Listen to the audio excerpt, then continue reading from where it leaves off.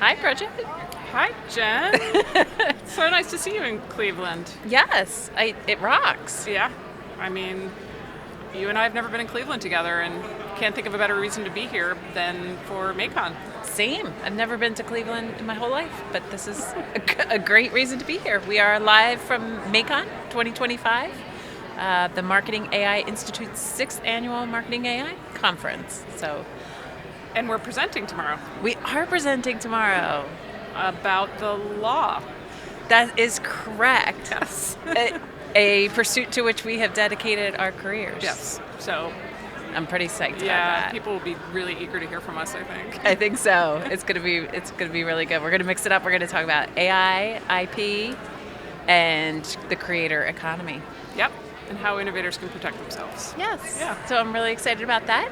And welcome to everybody joining us on the AI and the Future of Law podcast, produced in collaboration with the Practicing Law Institute. And as we mentioned, we are filming here on site in Cleveland, and we are going to have a little bit of a shorter episode today. So we're going to dive right in with our regular feature, our AI Aha, the way that we are using AI in our regular everyday lives that we find particularly delightful. So Bridget, can you kick us off with your AI Aha? I can, and I'm going to give credit to a friend who this was her use case, and I think it's such a great one that I wanted to share it. I could save some of mine for next episode, but I had dinner with her recently. She is a partner in a big law firm. She leads an appellate practice, and she's an awesome writer, as you might be if that was your job. And she has some great associates, and she wants to make sure she can help them develop their writing to get to where they will also be partners in her practice. And she was pretty hard on herself because she felt like she was not doing a good job communicating how to take their writing from where it was, again, very smart, talented young associates, but to get it from there to like where hers is. She's like, I could redline it, no problem. Like, I can get it there.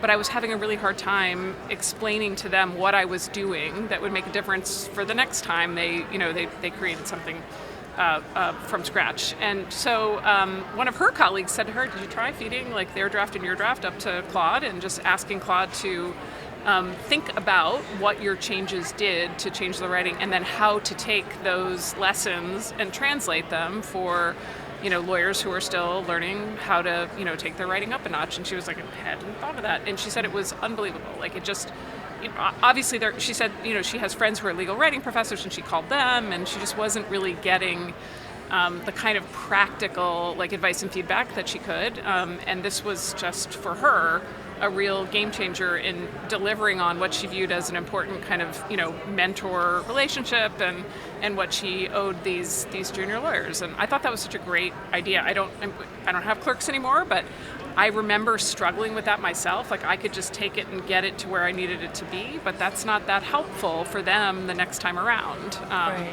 So I don't know if you've heard anyone using it like that, but I thought that was worth sharing with this audience because it seemed like such a practical use case. No, I love that because that's one of my sort of favorite use cases in the early days that I had been hoping lawyers and professors and judges and partners would be using it for. So it's awesome to hear somebody actually applying it in that way. That's great. Yeah. How about you? What's yours? Mine is sort of closely related, actually, and it came out of a conference with your colleagues at the Future Dispute Resolution Conference a couple of weeks ago. There was a lovely law student who was a much better law student than I ever was because I was not spending my free time going to conferences about dispute resolution when I was a law student. But we were talking about the future of lawyer development, and she asked how we would recommend that a law student be thinking about the future of development in an AI-infused world. And it happened to coincide with our team sort of thinking about this dimension of the change that we're going through in the profession. And I had been playing around with GPT-5 and this report that came out years ago now, about 11 years ago from ILES, and I know you have worked closely with ILES. You're on the board of ILES. I am. Yeah. At the University of Denver. And when Zach DiMiola was at ILES, he, with others, created a great report called Foundations for Practice, which surveyed 24,000 lawyers and asked them what the attributes of new lawyers set them apart as exceptional attorneys. And there's, I think, 76 different skills that go into being an exceptional attorney, which is a little overwhelming. But there are 5 different core competencies that range from practitioner to communicator. But I had fed it into GPT-5 to sort of say, how will these skills be impacted in a world of AI disruption? And also on the flip side, how might a new lawyer use AI to accelerate their own formation? So I was happy to have just done that exercise, to have it to offer to this law student. And it was not surprisingly, very, very helpful and creative in the way that it sort of walked through all 76 skills. Now, I think that's kind of overwhelming, but you could pick sort of the top ones that you wanted to focus on. So I thought it was something that didn't go to the core of their work in school, but was something to be thinking about for PD teams and talent officers and that kind of thing. Yeah, that's such an interesting idea for just a building block at a law firm that wants to innovate here. I mean, I know you get this question a lot, and I do too. Like, what should we be doing to figure out how to make sure that, you know, junior lawyers can become senior lawyers with all of this change? And I hadn't even, I mean, I remember that report. It was fantastic, but it's a great sort of starting place for thinking about what new structures you might build to train lawyers. And it would take us months to sit down and look through all of those skills and think about it. And seconds it would come out with that.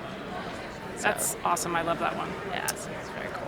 All right, so we go next to what just happened, and this is our segment where we try and update you on, you know, recent changes with the technology that will likely have an impact, or maybe already have. And for this week's What Just Happened, we are going to cover OpenAI's recent launch of Sora 2, which is its video platform. I think it was released maybe 2 weeks ago, and not released to everybody. It went to certain users, or you got invites, and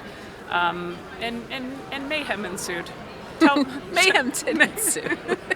Tell us about the bedlam. It was at ye old Chape. At ye old Chape.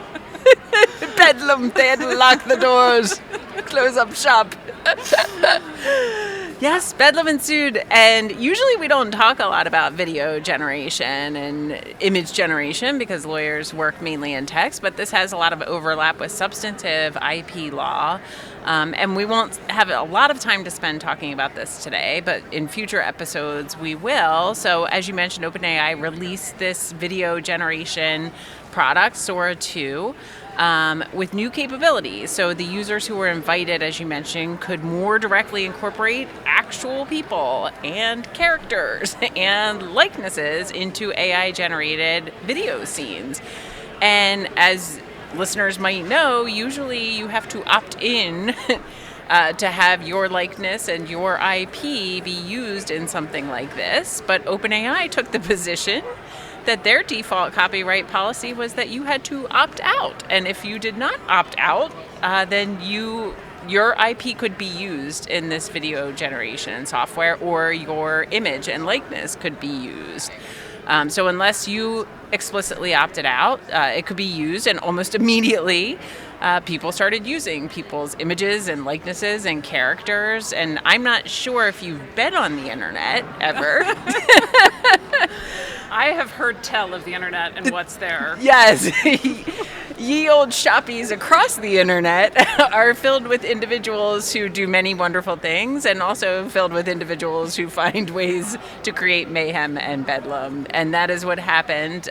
People started using different characters that were IP of major companies, of individuals, also the images and likenesses of deceased celebrities, for example, put them in all sorts of compromising positions, misused them, created violent content, deepfake reanimations of people, including Robin Williams, for example, Michael Jackson.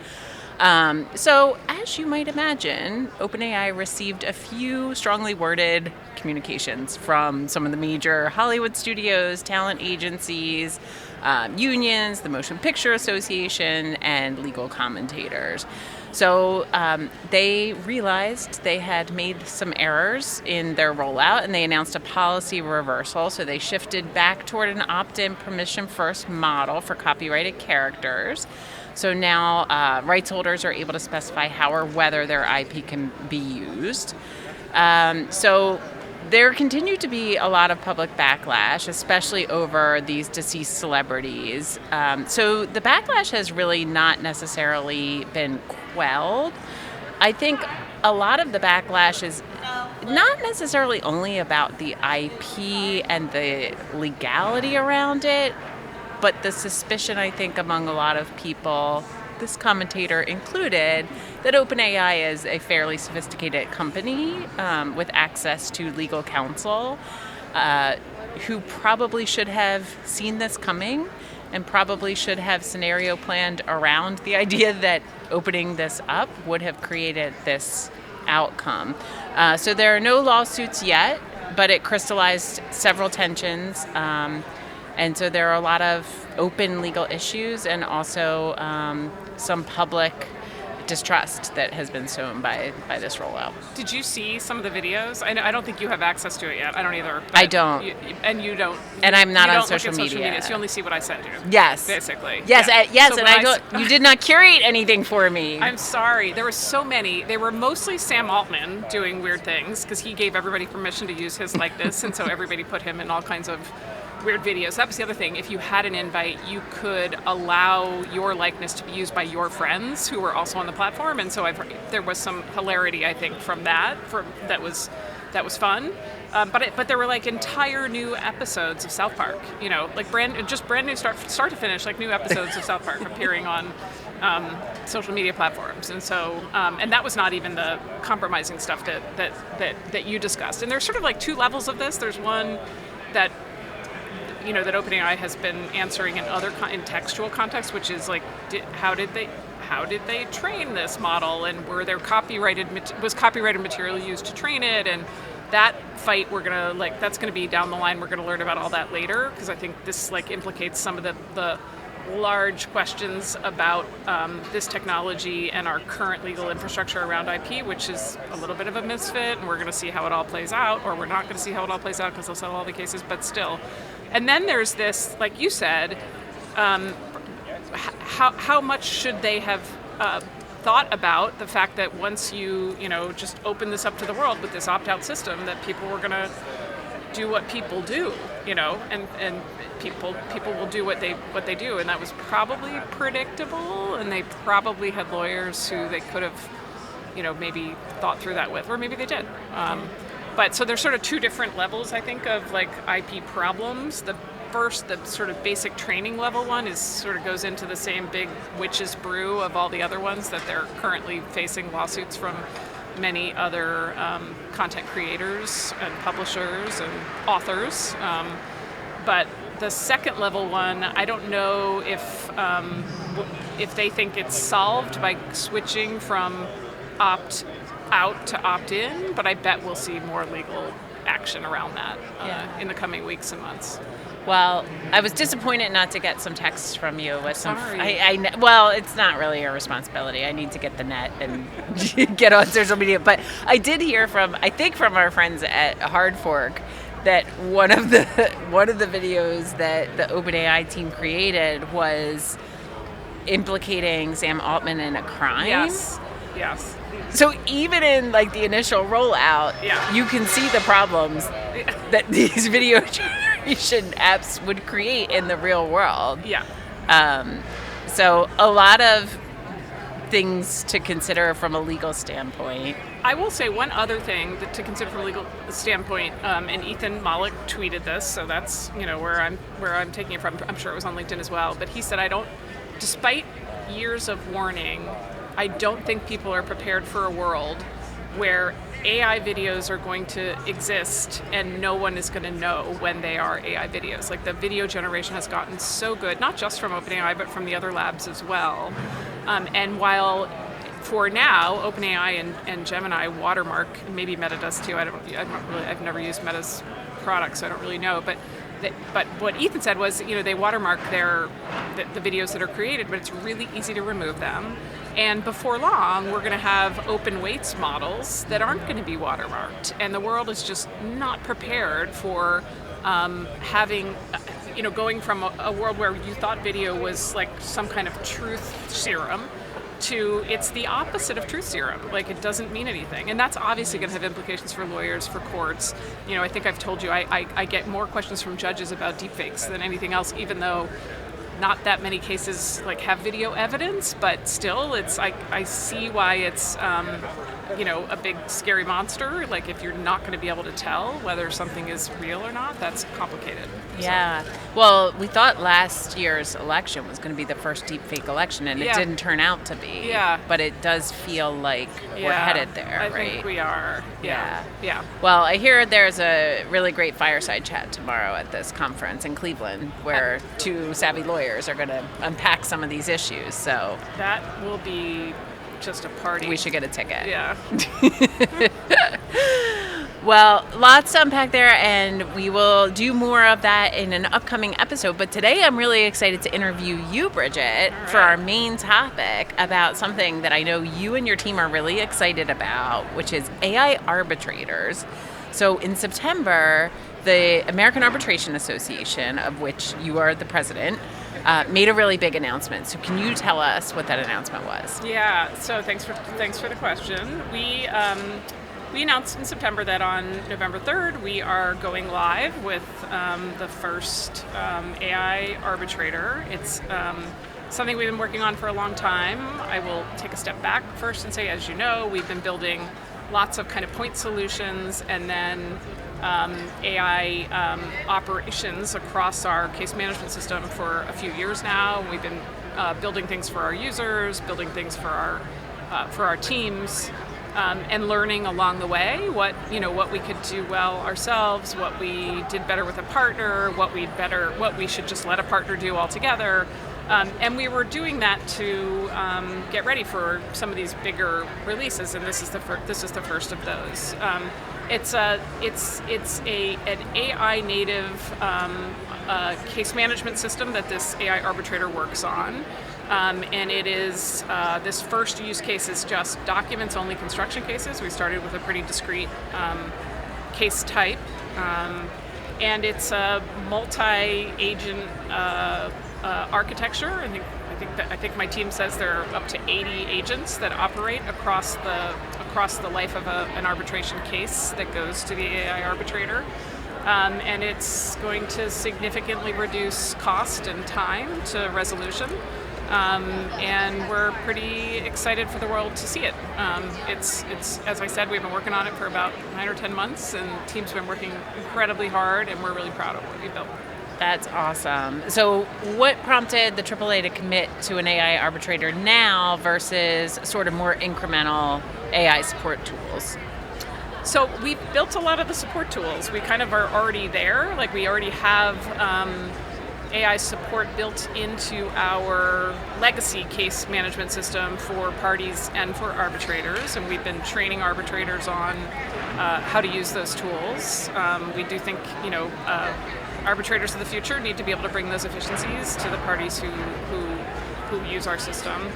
And it's an opportunity to offer just another way for parties to resolve cases. And as you might imagine, there could be users who want a mostly human-led arbitration process for certain disputes. And people always think, oh, bet the company disputes. Well, sure, maybe. But also sometimes not bet the company disputes, but disputes where parties have to have a continuing relationship. And so they just want more human involvement along the way, because it's a relationship-saving process as much as it is a dispute resolution process. So parties should always be able to have that, and they always will be able to have that. Although even in that, we want to make sure we can bring every efficiency possible, so it gets resolved quickly and without much expense. But there'll be other disputes where two business owners might say, for these disputes that are governed by this contract, and there are only a few different ways that it can be that the dispute arises. Like, we would like to send all those immediately to an AI native option. I should have said at the top, we have a human in the loop throughout the process, and it's the parties themselves in the filing process, and I'll say more about that if you're curious. But then there's a human arbitrator. We have a panel of arbitrators trained to work on this process. At some point, if there are users who want us to unplug the human, we can definitely think about what that looks like. But for now, we want to make sure that people understand how it works, understand there's a human in the loop, and can grow confidence in it. We assume that for the first, who knows how long, number of months, we'll be getting feedback from users, and we can continue to iterate. Our engineers build in an agile way, and so we'll just continue iterating what we've built to make it, more and more what users are looking for as we go. Although we did have users testing it throughout the build, of course. So what did that look like at the user testing phase? Who were the users? Yeah, we recruited lawyers who use our process, and then for some of the sprints we recruited law students, law professors. We basically would recruit anybody to come try and. We want you to use it as a first-time user who knows nothing about arbitration. How does it work for you? Where did you find it confusing? And it was just a way to iterate in each sprint to improve that part of the process. So lawyers, arbitrators, we had arbitrators throughout the process helping us build it as well. So yeah. What made you gravitate toward documents-only construction cases in particular? Yeah, so one reason is, this is a tool built on the AAA's century of experience. So we have a lot of documents-only construction awards. The construction industry uses arbitration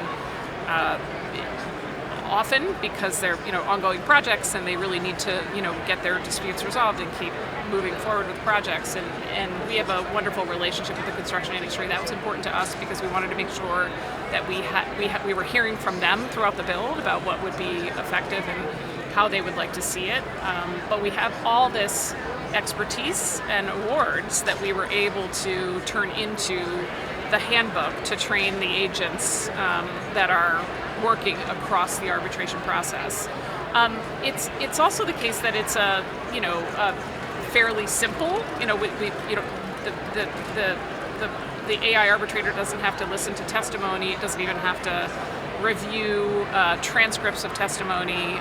So starting simple made a lot of sense to us for our own, for what we were building, but also for users. Like, this is the kind of case that users would probably first want to experiment with it. So for lots of reasons, both our expertise, our data, and it seemed like from talking to our users, one where they were interested, even before we started, it was a good place to start. I know they're really different contexts, but it's making me think of our conversation about Adam Unikowski's oral arguments in front of the Supreme Court and the closed universe. The same, a closed universe of appellate case. Yeah. And the briefings and. Yeah, Adam's point is that that it can really handle arguing in an oral argument. Like, even you could imagine a state. I think we did a podcast on this one. A state intermediate appellate court. You could feed all of the briefs, even all the amicus briefs, and any record evidence that the court is allowed to consider, because that's all part of the public record, and it's a contained, closed data set. So this is sort of like that. Similar idea. Yeah. And I would imagine a little bit less of an emotional, relationship-driven type matter. Yeah, you never know. I've stopped predicting when people are emotional and what they're emotional about, but it is certainly a set of cases that's B2B, and people are looking to get them resolved efficiently, and so the time savings and the cost savings are definitely appealing to people. There's one more thing about it that I don't know that I appreciated at the front end, but I really now appreciate at the back end, that I think is a little bit of a game changer for giving the world another way to resolve disputes. It's for the front end of the process, when the parties are uploading their pleadings, their evidence, any legal support that they think the arbitrator should consider, the AI arbitrator and the human arbitrator. The set of agents are talking to the parties. They're spitting it back to them in the format that they understand it. So they might take a pleading that's maybe not perfectly written or argued, and they'll say, look, I think these are your claims. I think these are the elements of the claims. This is what the AI arbitrator will say. and this is the evidence that you have that supports those claims, and this is the law that you believe says you should win on those claims. Did I get that right? And then the party gets to feel heard, right? The party gets to say like, yeah, actually you did. Like that is what I'm saying. Or no, you missed this one important thing. There's another claim, and it might not have been perfectly pled, but it really gives them an opportunity to make sure they were heard. And you've heard me talk a million times about the robust academic literature on procedural fairness and procedural justice, and there's all this support for the fact that when people feel heard in a dispute resolution process, it's all done in courts, but it's no different. When they feel heard, when they feel like they were understood, that what they're complaining about, someone understood, they will take bad news. Like you can give them a bad result, and if they feel heard and understood, they will still grow more confident in the process. And I think it's a game changer that this actually will grow parties' confidence in the process, because they'll be able to see that it understood what they were complaining about. And then when they get an award, it'll explain, here's why, here's why the answer is A and not B, and it'll. I really think that that ability to give people some assurance that they were understood is a game changer. Like courts can't do that. Like busy courts get a summary judgment motion and a response, and then the judge goes back to their clerk and figures it out and issues a decision. And as somebody who reviewed many of those decisions, I can't tell you how many parties would come to the Supreme Court and say, Court of Appeals didn't even rule on my third issue. Like, what, did they stop reading? Like, what happened? Yeah. So I'm really excited about it. It's just growing dispute resolution options for people, and it's going to be a pretty great offering, I think, to the menu. But what a cool reframe! Like the way people think about it now is you're removing the humanity from the system. Yeah. But in a lot of ways, you're actually responding to the human need to be heard, because there aren't enough humans to actually hear the other humans. So finding the places where it's appropriate to be giving that, to respond to that need. We know there are. This is the problem with the civil justice system generally. There are not enough humans to help people with civil justice problems, and there are certainly not enough humans to hear every individual person in all of those cases. Just walk into any busy docket in any courthouse in any state, and you'll see that there's no way the judge can say, well, let's sit down and let me make sure I understand every single claim and every single element and every single piece of evidence you think supports those elements, right? It's not... It's fiction. Yeah. Love that. So who actually gets to decide when the AI arbitrator is used? Parties. Every other ADR process, parties choose it. And so, right now nobody's got it written into a contract because it's brand new. It doesn't, in the future, I assume some parties will write it into contracts because they'll decide that for this set of contracts we don't need, we want to go just that route. But for now, parties will have the option when they file a dispute with the AAA to choose it. Both sides have to agree. We're not all optional. But we'll have a conversation in a few months. I'll let you know how many people are choosing it. Well, I was going to say, what is the sort of promotional outreach plan? How do people learn about it? You mean what's the go-to-market? Yes. Yeah. What is the go-to-market strategy? Yeah. It's really interesting. Like I said, one of the reasons we chose documented legal construction cases is because we have these deep and long-standing relationships with the construction industry, their lawyers, their engineers. We just have a very close relationship. We run an annual construction conference. It's always sold out. So our teams are in regular meetings with the lawyers and the companies that use our services just to educate them about it. We have a great clickable demo. We have a great video demo. We have amazing assets to show people who are interested how it works. And we're out talking about it, and as cases start to come in after it's live, we're just going to start offering it to people that just want to sort of see how it works, and they don't want to commit to it, but there'll be a moment to intercept people to say, you should probably check this out, because next time you might want it, or maybe you want it this time, you should check it out. I will say that I am talking about it wherever I go, and as you know, I go a lot of places and do a lot of talking. And I'm hearing from lots of, especially in-house teams in other industries who already have identified a caseload that they're like, oh gosh, can you do it? Can you do this one next? Like, it's perfect for supplier disputes, or it's perfect for dealer disputes. You know, there's like that they can identify what caseload for them this use case would be great to have as an option. Again, they don't want to use it for everything.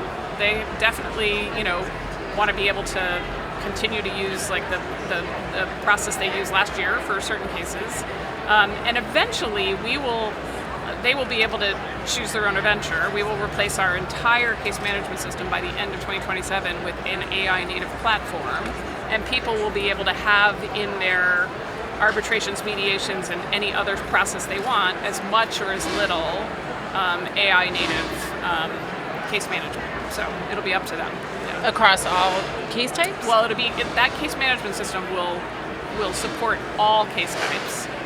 The AI arbitrator that can reason, we're going to do that case type by case type, because we really need to train it on our own expertise and our data, and so that really has to be. The way I describe it is, we've trained a really awesome general arbitrator, like the first set of agents. I don't know, Diana would have to tell you whether that's 30 or 50. Are going to be excellent across the front end of any case. And then for the specific dispute type, you need an additional set of agents that are trained on the data that's relevant to that dispute type. And so that we will only roll out as we have the expertise and the data to train it. So.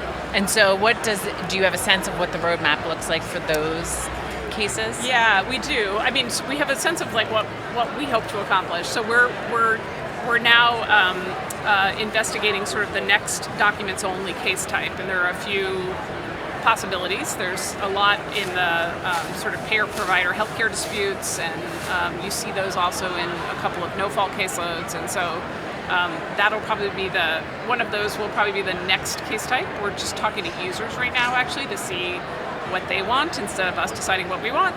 We want to hear from the market about what they think would be a next one, and then my amazing chief technology officer Diana Didia is convinced that her team can now build these each next one a little bit faster than the last one. So she thinks we can get a number of new ones built in 2026. So. That's amazing. Yeah, it's pretty cool. Yeah. Huge shout out to Diana, who, like Cleveland, rocks. Yes. And congratulations to you and your team. Is there anything else that we missed that we should understand about the AI arbitrators? And when do they go live? Oh yeah, November 3rd. And anyone who's interested, be in contact. We'd love to tell you about it. We'd love to hear from you if you think there are other case types that we should be focusing on. Really eager to show you how we've built it, what the guardrails are, why it's trustworthy. We will release a white paper with it by an independent academic researcher, and so we're really eager to show everybody what we've done, how we've done it. So cool. Very exciting. Well, thank you so much, Bridget, for sharing your journey with us. I can't wait to see the unveiling and the future of dispute resolution continue to take shape under your leadership. Congratulations. Thank you. And thank you to the MAICON team for letting us film live here in Cleveland. And thank you to everybody out there for joining us on this episode of AI and Future of Law. We'll see you next time.